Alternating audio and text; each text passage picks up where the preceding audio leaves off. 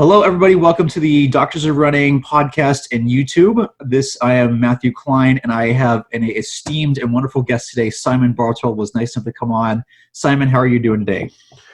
Hi, Matt. I'm fantastic, thanks, and it's a great honour to be on your podcast. I've been following you guys very closely, and I love what you're doing, and I can see that it's developing very nicely for you. So well done. Thank you very much. It's always like we're trying to see where this goes and keep on our toes, and it's definitely keeping us there. So one of my big questions starting out, Simon has obviously inspired quite a lot of what I've done. So I told him earlier that I'm a little starstruck, so I appreciate you being on. To just give a little background on yourself, can you tell people a little bit more about your journey, which I know you could probably write a book on this at this point, but a quick little synopsis of your kind of journey as a clinician and how you got into the footwear world. Yeah, well, I'm not sure how interesting it is, but I started out life, believe it or not, as a zoologist. So my passion in life has always been animals and wildlife, and my first degree was in zoology and physiology. And of course, by the time I finished that, I was completely and totally unemployable. There was just no hope of me getting a job. So I had to try and figure out something else. And my dear old father, who's still alive at the grand age of 93, Wow. suggested that I look at podiatry. Mm-hmm. And, my response to that was pretty typical of most people, and that is, well, why would you want to look at feet all day? But I did it anyway, and that decision has taken me to about 46 countries, 4 Olympic Games, 2 World Track and Field Championships, and it's just been the most incredible journey. And of course, it's also exposed me not only to the world of clinical sports medicine, which has been the bulk of my professional career and just something that's been incredibly rewarding, but also exposed me to the wonderful, wacky world of athletic footwear. So, it's taken me through a long journey with Asics. So I worked for the global body of the Asics Corporation, or as you say in North America, Asics. I was with them for many, many years. And that actually, Matt, started out in quite a weird way, as these things often do, in that I was a young podiatrist working in sports medicine, and I was basically shooting my mouth off, telling people how crappy the current Australian football boot ranges were. And the local rep for Asics said to me, well, put your money where your mouth is. If you reckon you can do better, design a boot for us. So that was the beginning of a very long collaboration with Asics. That was a wonderful collaboration with many incredibly talented people. I spent a lot of time in Japan and the USA. Then I went back to clinical sports medicine for a while in 2014, and then just fielded this very random telephone call from a man in France who said, will you come to a place called Annecy, which I'd never heard of. So I said, yep, I'm going to be in Manchester at a conference. I'll come across to France. They put me in this hotel in this town called Annecy. Now, just to paint a picture, Annecy is a 12th century medieval village on a lake in the Alps. I'd never heard of it, but it is the most stunningly beautiful place. And they put me in this hotel that looked right at the lake and right at the mountains. So I'm thinking, well, this is pretty nice. So I went and gave them my lecture, and they took me in a room with their 3 VPs, and they said, we'd like your opinion on these shoes. And I said, well, may I be frank? And they said, yes, I think they're absolute rubbish. And they said, well, so do we. Would you like a job? And that's literally how it happened. So it was a total setup. I didn't know it, but I was being interviewed for a job.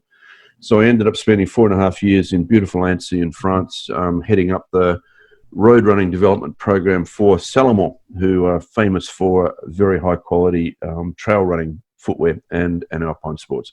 So that's a potted history of where I've been, mate. It's been quite a journey, and I'm very grateful for the opportunities I've been given in my profession. And you are now currently with X Blades. Correct me if I'm wrong. Yeah, I'm now. Well, I work as I independently contract with my partner Paul Griffin, my business partner Paul Griffin, to the industry. So I work with X Blades, and X Blades are an Australian company who predominantly make football boots for all codes. So predominantly Australian football, that crazy game that I love so much, but also both codes of rugby and also soccer. And we've just branched out into a sport called netball, which is a huge Commonwealth sport. It's a little bit like basketball, right? But it's an interesting sport. It has unique biomechanical challenges. They have this really dumb rule called Rule 9.6.1, which allows you to receive the ball, but you're only allowed to take one step after you've received the ball, which means you have a massive, rapid braking force. And so netball has been called, by a friend of mine, a sports physician in Melbourne, has been called a sport that was invented by an orthopedic surgeon because they all rupture their ACLs.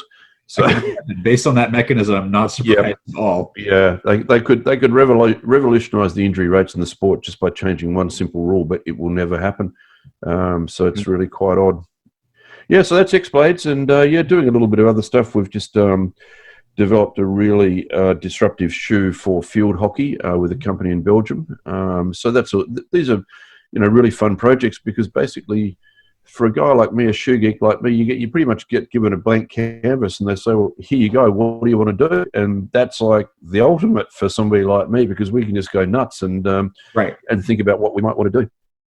And again, speaking as yourself as a shoe geek, some of the things that you share on social media and through your website of going, hey, just these amazing things from both Salomon and Asics, that these designs, that it's so cool to realize a lot of the stuff that people say is new now from different companies has been done before, and the stuff cycles back, and it's cool to see when you're given free reign what can happen in terms of that development process. That was very, very cool.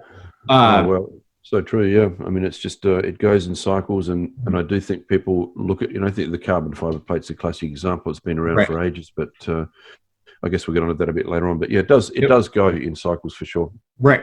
So speaking of which, so carbon fiber plates seem to be one of the big focuses of kind of, and especially in the running industry at the moment. And you are totally right, and you know this better than I do, that the carbon fiber plates have been around. They're not new, and they've cycled through a couple times, from what I understand. And we'll talk a little bit more about that in a second. But with people focusing on that, what do you think? There's a lot of stuff happening right now, so people are very focused on that. What do you think are some other things that are happening right now in development for all kind, not just the running industry, but maybe like kind of the footwear industry in general, that people, what are some big questions or trends that people are missing at the moment that are worth paying attention to?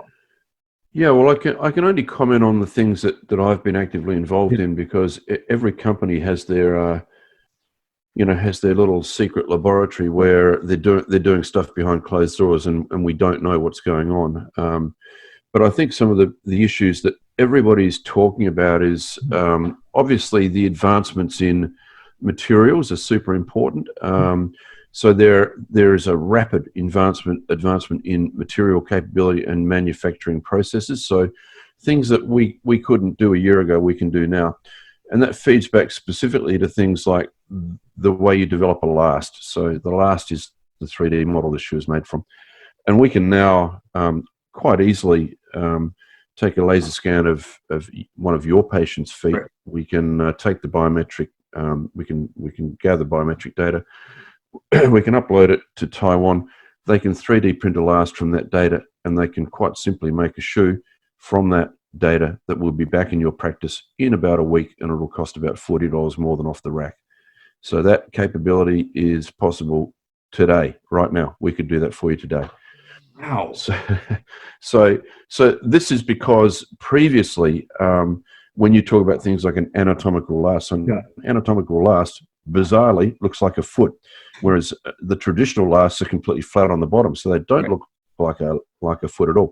And the reason they're flat on the bottom is that the manufacturing procedures demanded that's the way you did it, because you had to wrap the upper around the last and stitch it on the bottom.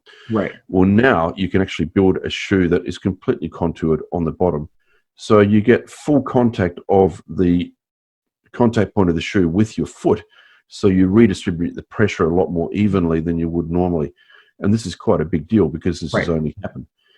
But, there's all sorts of things happening. Like we now have the capability with machines called Desma machines, which means that we can bleed PU in the midsole, which means that you can place different viscosity material in different parts of the midsole, which means that in a game like basketball, you can build a shoe that's completely different for different players on the boards.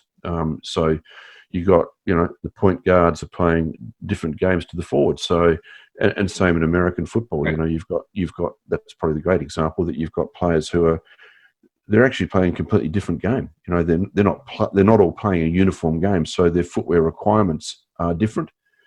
And it's even things like, well, how come when you buy a shoe, the left shoe is the mirror image of the right shoe? Because almost no one's got a mirror image foot. No. So all these things. The game. Yeah. Yeah. So that's one big thing. I think everybody's looking at geometry, Matt. So in the past, you know, a traditional shoe has had quite square or angular edges. Yep. Doesn't really make any sense for any sport when you think about it. It's much more sensible to have rounded contouring because you're not landing on a knife edge. Basically, you've got more surface area contact with the ground. So that's evolving. It's present now, but it's certainly on the way. Look, the other really huge thing that I think everybody is looking at and everybody is concerned about and everybody has a responsibility for is the environmental side of the athletic footwear industry. You know, to give you a little bit of an idea, Salomon make about 10 million pairs of shoes a year, and that carbon footprint is enough to power the city of Annecy, which is 100,000 people for 1 year. Nike don't do that. Nike make 26 pairs, but they make 26 pairs every second of every minute of every hour of every day, almost 1 billion pairs of shoes, which will power New York City. That's the carbon footprint. Oh, so this is a really big and important discussion we have to have, and it's a really important area that we have to solve, really, because it's not only that, but it's landfill. You know, we've got 500 million pairs of shoes in landfill. So there's some very promising stuff happening. You know, we're looking at how you might be able to use things like potato starch, so you can literally put a particular starch in a midsole. It attracts a bacteria that breaks down the whole midsole. You then bury the shoe, and a potato will grow from that shoe, and you start the whole process again. So there's some pretty cool stuff. Recycling. That's on another level. That's awesome. Well, yeah. Well, I mean, the answer is not recycling. The answer is degradation, because recycling just continues the same problem. It's better than where we are. Right. That's true. But complete biodegradability is the goal. I think that's what we have to aim for. Well, basically, because they're just a few of the big issues and a few of the things that we're looking at. I'm also particularly interested in input load. You know, things like vibration hasn't been talked about a bit, but we can maybe talk about that later. Yep. I would love to talk about that because that's something that you've discussed quite a bit, and that's something that you made me very aware of a couple of years ago. And I know something that's been very important with a lot of the designs that I saw come out through Salomon, which is, again, hopefully it got me thinking. Hopefully it got a lot of other people thinking about what does that look like? There's another factor just besides load, right? And it's never just one variable. There's multiple variables in that, and I feel like that's There's actually about 9 important ones, Matt. So when you look at pressure, accelerations, joint moments, ground reaction forces, those sorts of things. But the interesting thing is that vibration is probably in the vicinity of 20% of all of those. So it's a very important input load. I mean, I've been very privileged to be able to work with Benno Nig, who I'm sure everybody knows of, and you know, he's just the most extraordinary brain. He's one of those guys, you know, you sit in a room with him and you just think this dude is operating at a completely different intellectual level to me. But he's you know, I think his goal is to sort of crack this vibration nut before he dies, because he's theoretically retired, but he's nowhere near retired. And it's just to give you a snapshot of what it's all about. So basically, as I'm talking to you now, I'm generating a sound wave, which is a vibration. And everybody who's listening is interpreting that because the little bones in their ear are vibrating, and that's being converted to a signal that you can interpret as sound. If I want to dampen that, then I could go into a sound booth, and they've got baffles on the wall and special construction. And the idea behind that is... Oh, we got a little technical difficulty. I think we may have lost Simon here. Hold on. Frequency.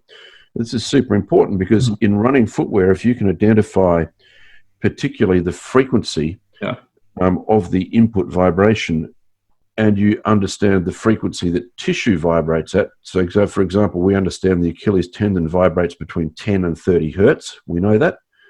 If we can shift the vibration frequency of the midsole beyond 30 or under 10, then we avoid something called resonance. And resonance is what you get when you hold a baseball bat and you hit the ball off the sweet spot and you get that nasty vibration, okay? That's resonance, and it damages tissue. So we know it damages muscle, tendon, nerve, muscle, blood vessels. Right. And in people who operate vibrating machinery all day long, they actually get a particular syndrome. It's called hand-arm vibration syndrome. It's like a very, very severe form of Raynaud's phenomenon where the blood supply shuts down.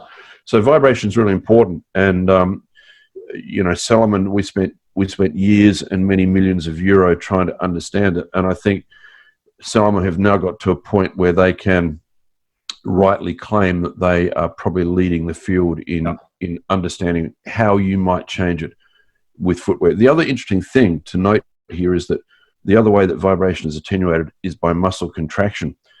So it's a very important contributor to fatigue, because if you have to contract muscles to attenuate vibration, then over the course of a 10K or a marathon, the muscles will become more fatigued. So this is sort of wheels within wheels of some of the stuff we're looking at. Right.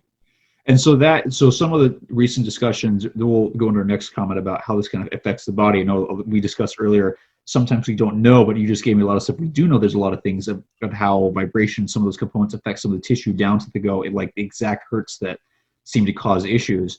There's been discussions that some of these, although the focus has been on plates, some of the new foams that have been coming out, the designs may change that vibration. That might have something to do with why people are able to go faster, longer. What are your thoughts on some of that? And not just in marathon, obviously a lot is being used in marathon racing shoes, but now these are being expanded into other footwear categories. Yeah, for sure. I mean, look, the issue we have with all the plated shoes is that there's only one company that's actually been subjected to scientific scrutiny, or published information. That, of course, is Nike. Right. So we've got all these other great shoes on the market, and they look good, and we're getting good wear test results back, but we don't have any data on how they work. So unfortunately, or fortunately, the yardstick is the Vaporfly 4% family. So the 4%, the next percent, and the Alphafly, and we have now pretty good information on a lot of what it does. In terms of vibration, we have no information other than a deep suspicion that you can watch somebody like Eliud Kipchoge cross the finish line after 26.1 miles looking like he could do it all again. I mean, he didn't look even remotely fatigued. He's jumping around, bouncing around, and I've actually never seen that before. So he did not look fatigued. So the foams can be super important, and it's not just the foam, it's the construction. So it's how you actually put the shoe together that's probably quite important in terms of attenuating that vibration wave as it goes through the midsole. And we don't know for certain, but only Nike know this. And talking to Benno and Martin Short, and I interviewed him not that long ago, and they're all basically saying, well, maybe Nike don't know, but maybe Nike just lucked out here. Yeah.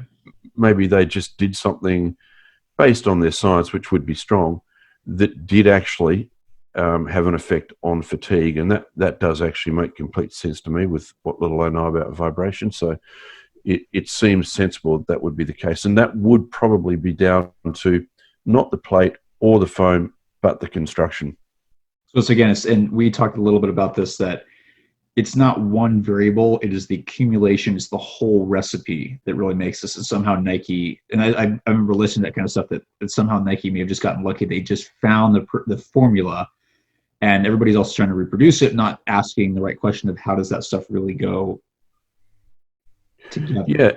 Yeah, that's right. And I think what people also need to understand is that you can't make a straight line connection between what we saw with the Alphafly and Eliud Kipchoge to you and I, right? Because that shoe was made for him. So every nuance of that shoe would have been scrutinized, and it would have been balanced for him. I mean, the smart money is that shoe probably had 3 plates in it rather than 1, which is in the production model of the Alphafly. So, and this is typical of elite. So. Right. I was chatting with Dina Castor, the American record holder, only a couple of weeks ago, and she had her shoes bespoke made. The Asics sent a guy, a very important man from Japan, to come out and do all the measurements and build our shoes for him. And that's what happens with the elites. So this is one of the problems, Matt, that people are thinking, oh, great, well, I've just seen Kipchoge run. I'll go and get that shoe and bingo, it'll all be great. I'll run faster. But it doesn't necessarily work that way. And I think it would be smart for us to broaden our vision beyond the plated shoes and just say, look, they're just a very small cross-section of the total athletic footwear range that's available. And there are other really interesting product out there that may well work or even work better for a lot of runners, especially the weekend warrior type runners. So what I'm hearing is, again, we have to remember that, and you know this better than anybody based on your work, and a lot of people don't know this, that most of those shoes those top elites are wearing, those are not commercially available. Those have been, every portion of that shoe has been tested and tuned to their body, which is going to work best for them. We know even from the current literature, right? So McLeod et al., those guys, Jared Ward that was on part of that study looking at optimal sole stiffness, right?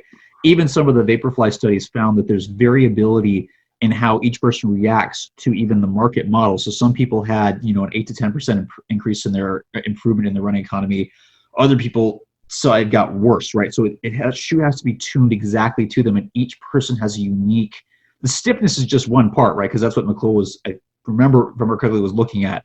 The stiffness is just one part of that overall thing, but people have to realize that the entire shoe has been like the stiffness, the tuning, every aspect has been made to that athlete. And so that creates a totally different thing than what people are buying. So there has to be, when people put these on and assume, oh, I'm going to run faster, I would assume there's also a cognitive component of marketing. I don't know if you could call it placebo effect, because that usually has a negative connotation, even though it can be quite positive.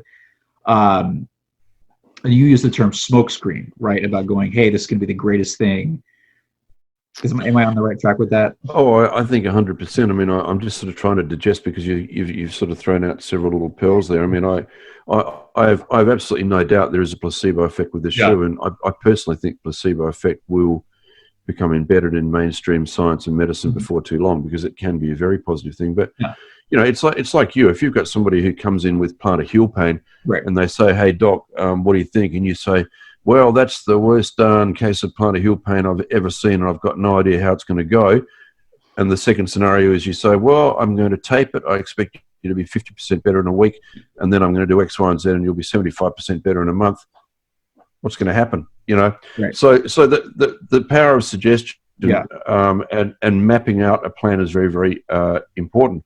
If you've got a shoe and everything you read says you're going to be 4% more efficient, and the punter reads that as 4% faster, which is not the case, but the punter reads it that way, well, then you're probably going to, somehow your brain, which is a very, very powerful supercomputer, is going to interpret that, and you probably are going to run faster. So we shouldn't underestimate that effect. It's quite important. But the other points you brought up, I think, are very important, and something that people do need to think about. And I've learned a little bit from you, and also from personal experience going and this is the same thing in clinic, right? You mentioned that people don't really, this is one of the, I'm fortunate enough, as young as I am, to be mentoring a wonderful individual in the clinic I'm at as a manual therapy and orthopedic fellow, physical therapy fellow. And that's something I remind him, and he reminds me all the time, is that, you always have to ask yourself, is what you're doing a placebo? And that doesn't mean it's bad, right? You always want to have the best evidence-based thing of what you're doing. But sometimes when people get in there, that person in front of you is a very complex supercomputer human being, creature. And knowing that the power of suggestion has a lot of impact on, you can have the best evidence-based thing in the world, and it will do nothing if you don't make sure they're on the right track with you. And I think you're totally right that as much as I didn't want to admit this, that marketing has a huge component, because I came from the biomechanics do everything, right? And I have, as a clinician, through the training I've done, realizing, that doesn't always work the way we think, right? We try to get the best answers we can, but there's always, people are so unique, right? And that's why, one shoe isn't going to work for everybody. If everybody had the same shoe that Elude had, people still wouldn't be able to run a sub 2-hour marathon, because that's tuned to him. It's an individual. And trying to find, in today's world, we have so many options. It's going to be a blessing and a curse, but trying to find something that works uniquely well to each person can be challenging, right? Unfortunately, things are starting to adapt a little bit more. I think 100%. I mean, this is Yeah. people. I get so tired of, people asking us questions like, "What's the best shoe for me?" And the answer is, I have no idea. Right. I don't know. I can't see you. I can't examine you. Right. I don't know what your experience is. I don't know what your goals are. I don't know what your body weight is. I don't know what gender you are. So I don't know what your biomechanics are. So I think this is a trap we've fallen into before, Matt, with, Right. especially with things like barefoot running and minimalism, which Yep. I'm at pains to say I don't think is good or bad. I just think it depends how you exploit it. Right. But it was presented as a panacea for all runners, and of course it never was. And it created just some like great business for us, though. I have to admit. yeah, I know. With a lot of patience. Yeah, I know. A lot of people help pay their mortgage for quite a while. But Yeah, no kidding. but it's the same thing. It's like Yeah. if I were to say to you, okay, well, I think the Vaporfly Next Percent is the shoe that everybody should be wearing. It's complete nonsense, because there's a lot of people it just won't suit, and it won't work for, Right. and they will not be able to exploit that shoe properly, because they don't have the strength or the experience or the technique to be able to use that shoe properly, because it's not really aimed at anybody other than fairly accomplished runners. That's who it's designed for. Right. So we have to be careful with that, and we've fallen into that trap time and time again. I got a great graphic that I use from time to time, and you're talking about biomechanics, and it's actually it's the pyramid of what goes into a shoe, and you've got in an ideal world, right at the top you've got biomechanics, and then you've got socioeconomic responsibility, manufacturing techniques, etc. Well, the reality is right at the top of the pyramid is marketing. And biomechanics is this little pimple that kind of sits on the side there, and that is the reality of the way it works in the footwear industry. That a lot of what we tell them, they don't listen to. Like Ben O'Nega's been telling the industry since 1977 that cushioning doesn't change impact forces, and it doesn't. But we're still talking about it in 2020. It's bizarre. People also ask, and I've had people that have read what you've done, read the stuff that I talk about repeatedly, saying cushioning does not decrease impact forces, right? Those are independent things, and people even from the footwear industry ask that same thing. Right now, one of the things that we're going through in the industry seems like there's the tail end. I'm not sure if it's tail end because people are still doing it, but this massive cushioning, and people going, people are marketing and saying this is going to protect your knees, it's going to protect your joints. I'm sitting here going, we have evidence that it's not true, and yet they still keep going on that and going and people report that they feel better. Yeah, for 40 years we've had this pendulum swinging between motion control and cushioning, and right now we're sort of being drowned in foam. We're in the foam phase now. But it'll change again, and I think we shouldn't. So cushioning is important, but it's important for different reasons. It's not. I think the thing is that people think, okay, well, it's going to reduce impact forces, so I won't get injured, and that is categorically not the case. Right. So it's important for comfort, for example, stepping comfort. That's something we do pay attention to, but you have to be careful. Yep. So just to recap a little bit, some of the comments on recognizing that not everybody's going to be able to make use of a certain shoe. I feel like one of the keys is people need to realize that footwear is a tool. And not everybody knows how to use every tool. Not every tool is appropriate for each person. You have to go based on your experience, based on what tends to work better for you. That's how you choose which tool will be most effective for you. But people are going, oh, well, I saw this guy use this. I'm just going to go do that, and I'm going to assume this is going to work for me. But is there a way that we could phrase that better so people could understand that better? Look, I think that's 100% correct. It's not only, it is absolutely a tool, and it is actually some Aussie accent creeping in there. It is absolutely a tool, and people do need to be aware that just because you see reports in the media of the last 5 world records being beaten by a particular shoe, it does not mean that that's going to be the shoe for you. The shoe for you might be a very minimalist shoe if you are an accomplished, strong runner who likes to have a lot of ground feel. That could be the shoe for you. So the knack here is we have to understand the individual athlete, and this is something that's so important at a retail level. because I'm absolutely convinced that one of the reasons we have not seen injury rates change despite vast improvements in footwear technology Right. is because of what happens at a retail level. And I'm not having a shot at retail here. I'm just Right. saying that I think that probably people go into a store and they get fitted with a shoe with all best intention, and they come out of that shoe store and they think, geez, this thing feels really uncomfortable, and I don't know about it. And Matt, that's probably because the process hasn't included things like assessing the comfort filter, assessing the noise filter, having a look at not whether the shoe is pronating or supinating, which I think is complete nonsense, but how does the foot sit on the platform? Is it sitting on the platform correctly? Is it collapsing in the midfoot? Is it making you adduct or abduct more, which is really, really important because those things feed through to potential injury mechanisms.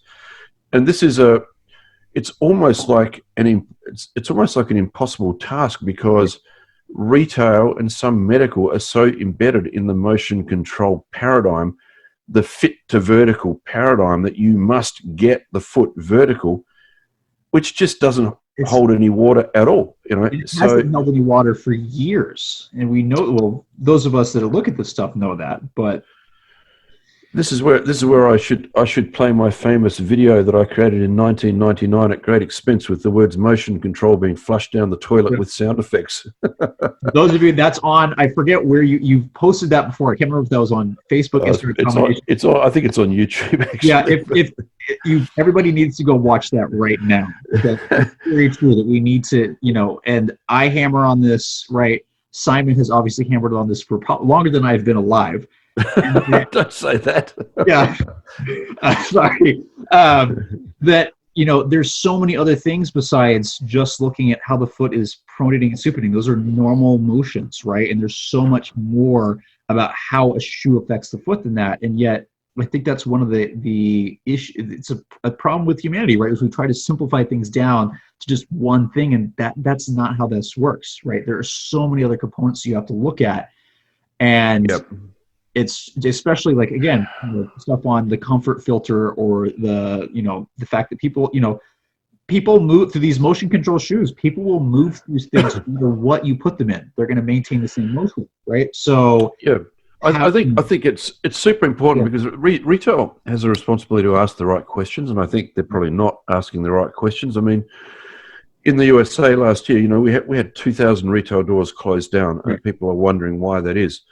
Well, it may well be because if you go to a retail store and they say to you, well, what are you wearing now? And you say, well, I'm wearing the Kano 24. And they say, well, here's the Kano 25, proceed to the cash register. Why would you just do that online? Because they're not helping you, right? No. So the questions they need to be asking is the first question they need to be asking is, are you currently injured? And if your answer is yes, then that's an immediate referral. That's where it ends in retail. So you have to go and get that sorted out before you buy a shoe. Right. They have to try to figure out how engaged you are. So if you walk into the store and you're bristling with Garmin watches and you've got a copy of Runner's World under your arm, then that's a reasonably engaged runner, and they look fit. They look like a runner.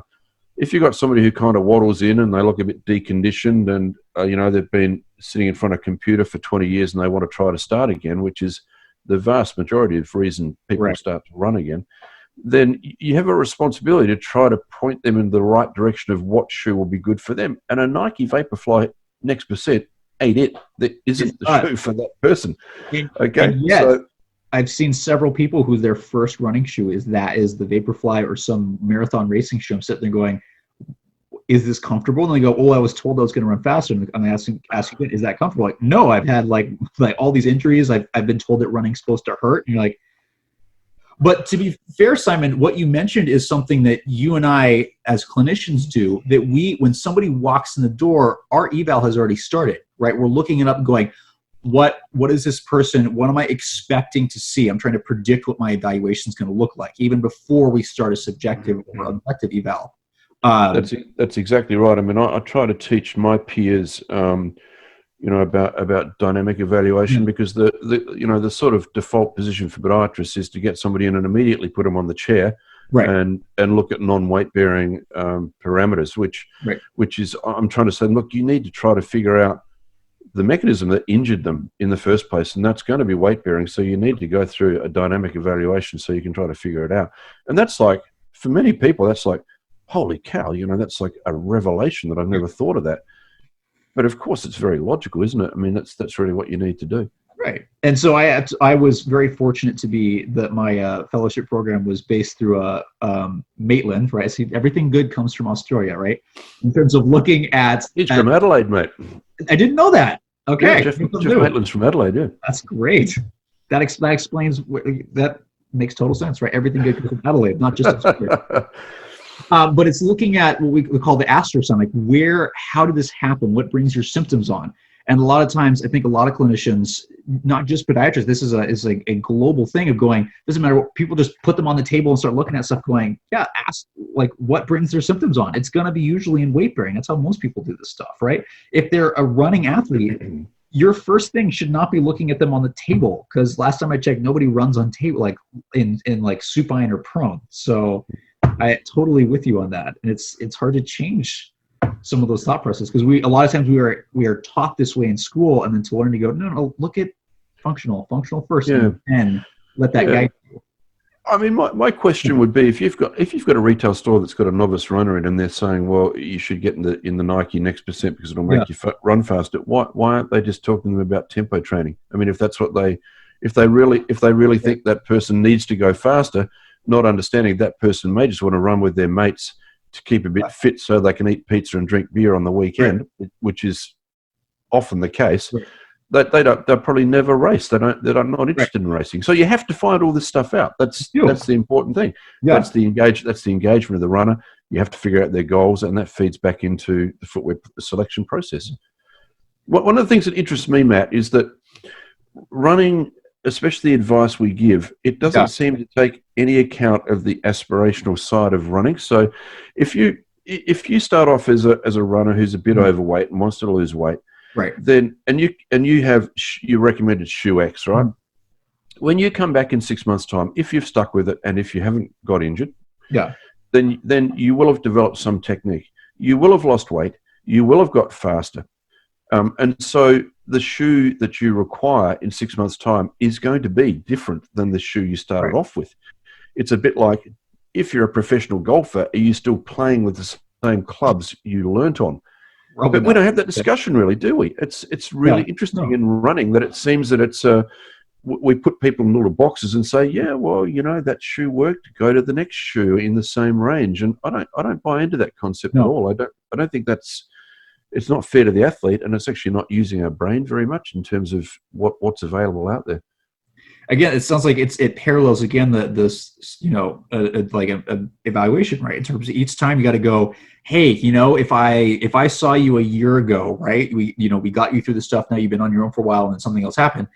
You got to reassess where the person is. You can't assume that they're in the same spot. So you have to ask, like, okay, what are your goals now? What's going on now? Because that they may be in a different spot, right? And I totally agree that should be a question that we ask, because their experience level, their goals will determine kind of what is one of the many components of what we need to be asking to go, where should you be now? Yeah, absolutely, 100%. It's the test retest philosophy that and some people in my world, they've never heard of that. What do you mean test retest? Well, if you've got somebody back in, so you should have a goal of treatment, and if you haven't achieved that goal after a month, you got to retest it, and you got to change your treatment protocol. Otherwise, you're wasting everybody's time. Yeah. Yeah. Well, these outcome measures, and like Mackenzie, if you're listening to this, I'm going to call you out. That you got to always have to have something you can measure, right? Whether it's a performance, because you want to be able to reassess what the effect either the shoe or your treatment is doing, right? So whether that might be a person's goal, like, hey, you started running faster, you're able to stay injury-free, all these different things, you have to find out what's important to them, because that is one of the keys. And I think the expectation of the client patient, is also super important. So the educational side of it for, we're talking globally here about our world of sports medicine, but also in terms of footwear recommendation. They have to actually understand what's realistic and what's not realistic at the end point. So what is this treatment or this shoe going to offer me? What do I expect from it? And that will really help them in the short, medium, and long term, because they know what to expect, and that's, I think, really important. Very true. I have speaking of those who have been given the Vaporfly or some of these new shoes right away, I have run into a large number of people who are training in this new type full time. I was curious to know what you thought about that. I know there's not a lot of evidence right now on chronic use of these shoes in terms of how that affects the body long term. We talked earlier that we don't know the answer about how. We kind of know about how it forces and we can theorize, but we don't really know how this affects people long term. What are your thoughts on training in them full time? Well, I think that's a really interesting question, and without any hard, cold answers, but I'll give you a little bit of what I know. Very interesting discussion I had with Benno and Darren Stefanishin from the University of Calgary many years ago, when they were developing a sprint spike for Addo Bolton for the 2000 Olympic Games in Australia. And Darren in particular had done some really interesting work, and he has published it, so you should be able to find it. And what they did is they looked at varying the stiffness of the carbon fiber plate. So this is how far carbon fiber plates go back. They go way, way back. Anyway, they looked at varying the stiffness of the carbon fiber plate in these shoes, and they were able to conclusively show that you were able to decrease the time it took to run 20 meters as you stiffened the plate. Okay, so no doubt at all that the plate was making them run faster. But there's a vanishing point where you get to a certain stiffness and the time starts to increase. So there's a negative effect of the carbon fiber plate on these particular athletes. So my question is, rightio, given that you've got a vast array of biomechanics, body type, body weight, technique, and you've got one homologous carbon fiber plate, how do you know that plate is suitable for you? How do you know that? And the answer is you don't know that. Right. So the next question is that plate going to make you run faster or make you run slower? And the answer is we don't know that. And the third question is that plate likely to cause a problem if you're using it all the time? Because we do know that it will change power outputs at certain joints, particularly the big toe joint, which is the most important joint in running. Right. Or maybe not. Maybe the ankle joint's the most important. But for what people are listening, they will know that if you change power in one joint, you're gonna put it somewhere else. So you can't just create or destroy it. It goes somewhere else. So I have grave reservations about people who are using this shoe all the time, because I just don't think we know enough about how it functions and potentially where the load goes and how individual it is for these runners. We simply don't know this. Right. But my strong recommendation would be it's for race day, guys. It's not to training. I agree, and hearing that kind of from you confirms that. Because again, I think I've had a lot when I've asked people, and I'm actually working on potentially doing a survey to see what more people think about it. Because again, at the moment, I can't test people in person, so I got to figure out what I'm doing for my research for this next semester coming up. So come down to Adelaide, mate. The pubs are open, the restaurants are open, everybody's wandering around, the sun's shining. Are you guys letting Americans in? No, we're not. That's the problem. Yeah. I'm not going to comment on that since we're on recording, but but it's interesting that people seem to think that these are going to be like miracle things where you're going to run fast all the time. You're going to like decrease your injury risk. The problem is I don't think people understand that like you said, you can't create or destroy energy. It's got to go somewhere. There's some great research on there on like kind of like more like rockered soles or like maximalist soles being able to change. They will change where the load occurs, but they don't eliminate it, right? So a lot of these rockered shoes, you'll see a decrease in load at the foot and ankle joints, but it's got to go somewhere. So you'll see increased work up at the hip and the knee, right? So it's got to go somewhere. And that the question is, especially with some of the new foams potentially changing vibration or tuning, what is that going to do to muscles? Like, and so one of the questions that I've had from patients that ask like, is if I train this all the time, am I going to run fast all the time, or am I going to get slower as I go back to more traditional shoes? Am I going to lose strength because I'm not having the same variety of stimulus? Which is my thought of going, variety is key. We have enough evidence to suggest that having a variety of shoes may reduce injury risk, may being a huge asterisk sign, right, as for everything, just because you have a variety of stimuli. It's like cross-training, essentially. So why would you keep training in something that does these things, or does what you think? Yeah, I think there's probably pretty good evidence for mixing input Yeah. signal now, Matt. Not just Yeah. with footwear, but with the way you train too. So, Yeah.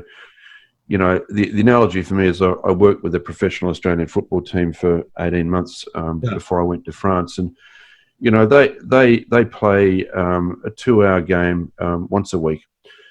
They're not allowed to wear their football boots on the first major training session, and they pretty much don't play any football during the week. They do other stuff, like they play basketball and they play soccer and they do sprint drills and they do other stuff, because obviously the body hates repetitive load. So you don't want to be doing the same thing all the time.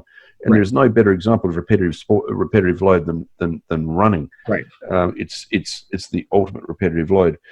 But you know, it brings what you're talking about here brings into play the question of, can you use shoes as a therapy? And it's something that really interests me for sports medicine, because we're talking about distributing loads and changing them. And, you know, we understand with minimalism and zero drop shoes, we understand this pretty well. So we know that those shoes tend to decrease the external joint moment at the knee, and they increase it at the ankle. Right.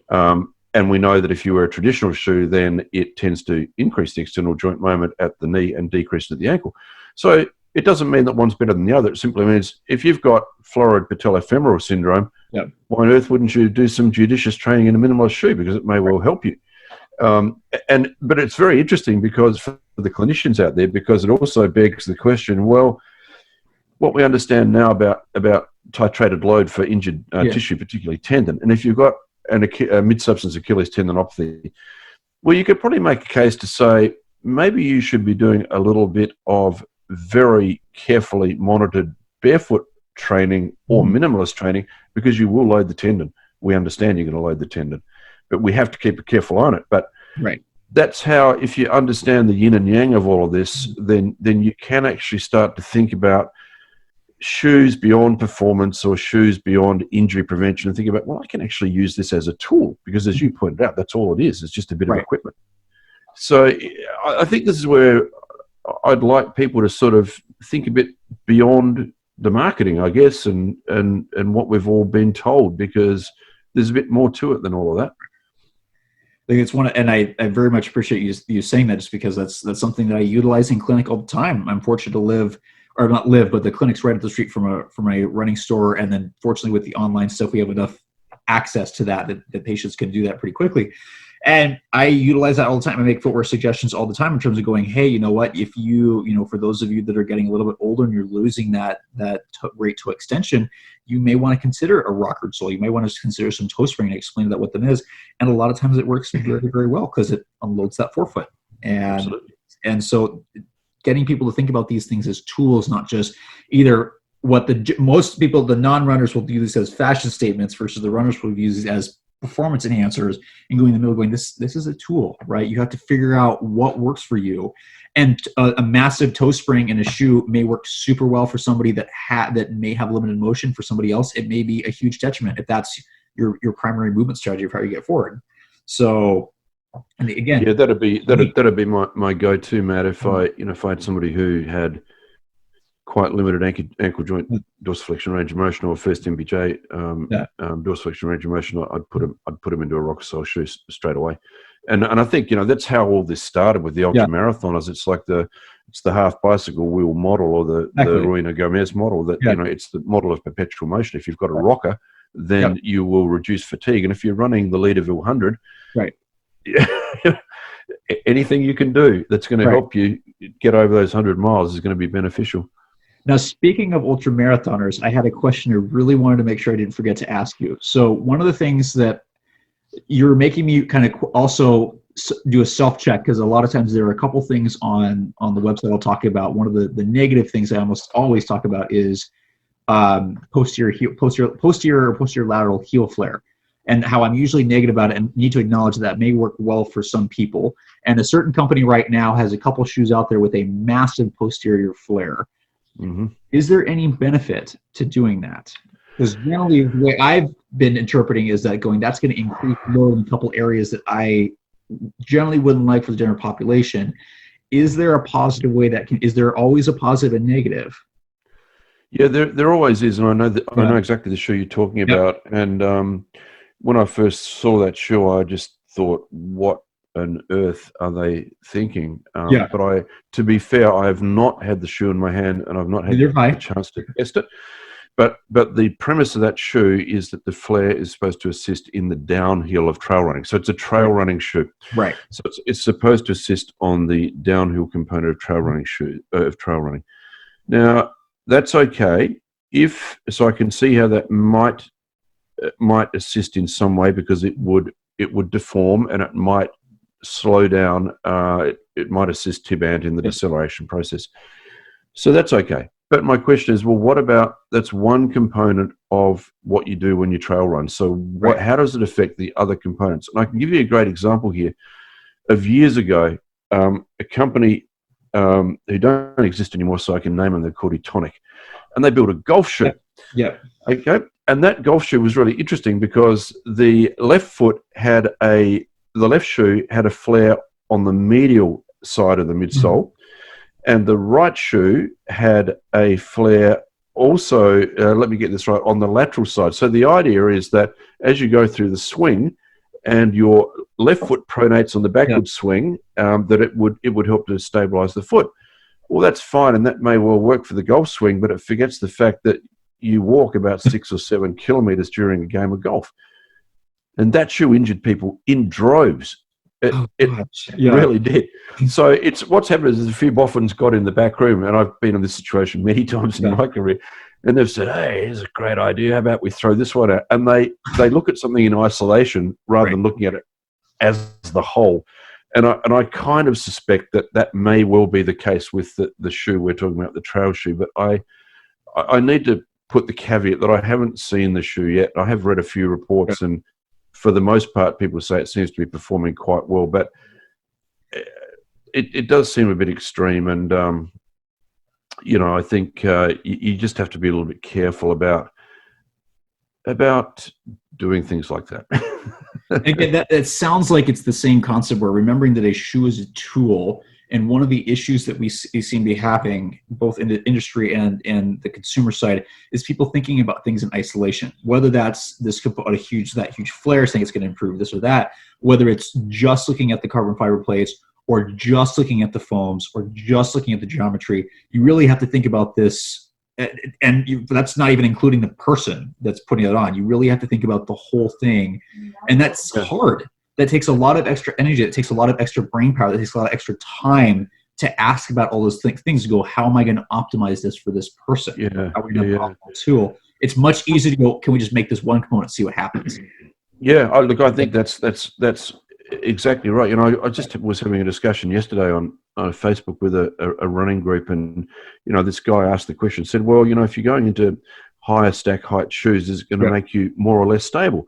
And everybody's going, "Well, of course, it's going to make you less stable." And I said, "Wait a minute, more or less stable of what? What are you talking about? Which structure?" Right. Well, I didn't even say what structure, and they're all going, "Yeah, more or less stable." And eventually I said, "Look, I presume you're saying, will it make you pronate more or less?" And that's a discussion that we shouldn't be having because we can't even define what too much or too little is. But you need to be thinking about what the effect it's going to have at the hip, the knee, the Right. ankle, and the foot. Because when you talk about more or less stable, you've got to define your parameters with footwear. You've got to understand what you're doing. Right. We know how it affects the knee and the ankle and the Right. hip quite well by increasing or decreasing the stack and drop heights. But Right. this is the thing that people are so bound up in the motion control, the fit to vertical model that they can't see beyond that, and then we're still talking about it in 2020, which Right. sometimes I'm in despair that we would still be talking about this because it's not helping anybody really. Right.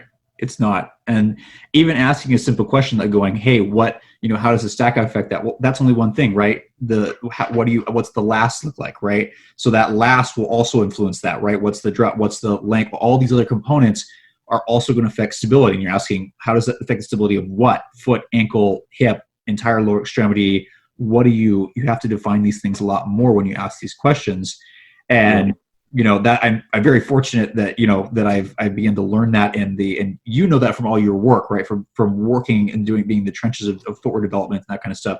I'm lucky that in the PhD program, and they're always asking us, you have to keep asking the right questions and realize it's not simple. Make sure you define everything, or you're going to get torn apart when you either put something out there, and that's, you got to ask. I think people need to maybe ask better questions. Yeah. I think many things. Yeah. I think it's interesting because it folds into the geometry question, and Yeah. we've had this long history of things like dual density midsoles and Yeah. rigid heel cups and all sorts of cradles and things that have been put into shoes. But the fact is that you can build right now. You can build a lightweight, very flexible shoe that has refined geometry that will be just as stable, whatever that means. Yep. As any so-called motion control shoe. And you do that with the way the shoe is built and the geometry, rather than adding stuff to the shoe. Because why would you want a stiff, heavy shoe? Nobody wants that. That doesn't achieve anything at all. You want the lightest, most flexible shoe you can possibly deal with for your condition as an individual athlete. For some people, that'll be a Brooks Beast. For other people, it'll be a Vibram 5 Fingers. So you just need to understand that there's that sort of variability in runners. So the next time anybody asks the question of which shoe is best for me, you guys should know that this is the kind of answer that you're going to get. Is that there's no answer, right? I think a short, sharp blow to the back of the head is probably the best way to deal with that. I totally agree, right? I can't say that. I can't do that over the internet or to people sitting in front of me, but you think about it a little bit going. But hopefully the hope is that people listening to this kind of start to understand how much more complex this is. And by understanding the different components of this, that they can start asking better questions. Instead of just going, what's the best shoe? Maybe they can ask, is there something that might work a little bit better for me based on X, Y, and Z? And really start thinking about themselves or the person standing or sitting in front of them, so that we can just, again, move some of these these archaic questions that keep being asked, and start progressing and asking better questions. Because the goal is, the answers always give us more questions. So how do we start asking better questions? Yeah, for sure. I think the tendency for all of us at professional level and a retail level is we tend to want to put things in boxes. Mm-hmm. And when you look at footwear, we've got four main boxes. We've got motion control, we've got cushioning, we've got structured cushioning, we've got neutral. And none of those terms mean anything at all. None of them make any sense at all. But we continue to talk about that. And when you go into a lot of retail, that's the way their slat wall is done.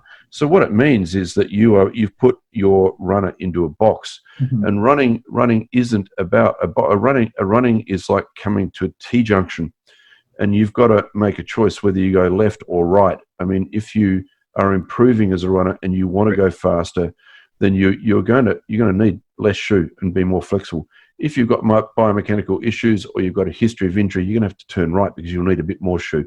So it really is that concept of an avenue rather than a box. And I think this is the thing. So stop thinking about boxes. Stop trying to pigeonhole people into those different boxes, and think about it a bit more holistically of what are you trying to do with this piece of equipment for your athlete within the confines of what that athlete is telling you, or that runner is telling you. And that will make your practice a lot more rewarding, and you'll probably get to a much more accurate place with your footwear recommendation than you might otherwise. That is perfect. Well, Simon, thank you so much. I'm going to have to rewatch this, and I'm going to spend probably a couple of years processing everything we talked about. But again, thank you so much for coming on. It is a huge pleasure and honor to have you on here. Thank you, Matt. There's going to be a quid pro quo here, because I'm going to ask you to come onto our podcast, and we're going to talk about physiotherapy and what's going on in your world. So be prepared.